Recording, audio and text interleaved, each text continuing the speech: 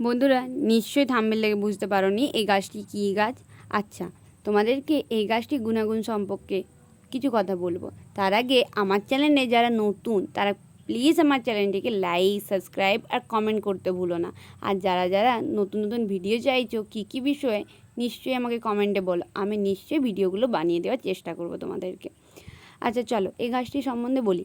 এই গাছটির নাম হচ্ছে কুলেখাড়া গাছ। এই গাছটির আমাদের শরীরে রক্তের মাত্রাকে বাড়িয়ে তোলে। কারোর যদি রক্ত স্বল্পতা জাতীয় রোগ থাকে, যাদের শরীরে রক্তের সমস্যা দেখা দিচ্ছে, যাদেরকে প্রচুর মেডিসিন খেতে হচ্ছে, তাদেরকে কিন্তু মেডিসিন আর খেতে হবে না। এই গাছটির যে কাণ্ডগুলো হয় সেই কাণ্ডগুলিকে ছিঁচে রস করে খেলে বা জলে সিদ্ধ করে খেলে আমাদের শরীরে রক্তের অভাব দূর হয়। যখন কোনো মেয়ে প্রেগনেন্ট থাকে তখন তাদের শরীরে রক্তের অভাব হয়, তখন হয়তো ডাক্তারে অনেক মেডিসিন দেয়, কিন্তু এই মেডিসিনগুলোকে না খেয়ে তোমরা এই গাছের পাতা খেতে পারো।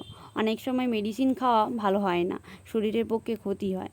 তোমরা এই গাছের পাতাকে সিদ্ধ করে খেতে পারো, ভেজে খেতে পারো, বা এই গাছের যে কাণ্ডগুলো আছে সেই কাণ্ডগুলোকে ছিঁচে রস করে যদি খাও তাহলে তার থেকে বড় উপকার হয় না। আর আমাদের মতো মেয়েদের তো শারীরিক সমস্যা লেগেই থাকে। যখন আমাদের মাসিক হয়, পিরিয়ডস হয়, তখন দেখবে অনেক সময় প্রবলেম হয়, অল্প হয় না, এরকম প্রবলেম হয়। রক্তে শরীরে আয়রনের কমি হয়। এই আয়রনের কমিকে ঘাটতি পূরণ করতে এই গাছের পাতা খুব ভালো। তোমরা যদি এই রসটা খেতে না পারো ছিঁচে, তাহলে তোমাদেরকে বলবো এই গাছের পাতাগুলোকে খাও, এই গাছের পাতাগুলোকে ভেজে খাও, তাহলে তোমাদের শরীরে রক্তের মাত্রাটা বাড়বে, শরীরে আয়রনের মাত্রাটা বাড়বে। একটু কষা যেহেতু হয়, এই গাছের পাতাটা খেতে অসুবিধা হয়, কিন্তু অভ্যেস হয়ে গেলে কোনো ওষুধের দরকার হবে না। তোমাদেরকে আমি বলে দিচ্ছি এই গাছের পাতাটা খুবই ভালো।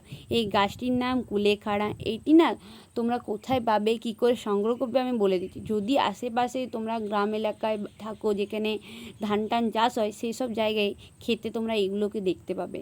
এইগুলো ক্ষেতের শাক, তো বাড়িতে এনে একটা আনবে, অনেকগুলো হবে। দেখো আমি একটা এনেছি আর লাগিয়ে দিয়েছি, অনেকগুলো হয়েছে।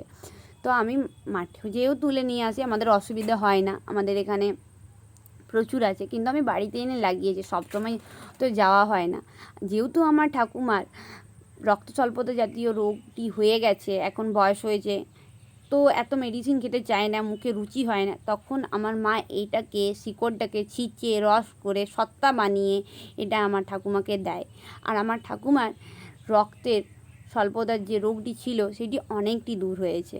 আমার ঠাকুমা ফ্যাকাশে রঙটা অল্প করে চলে গেছে। তোমরা এই গাছের পাতাটি খেতে ভুলো না।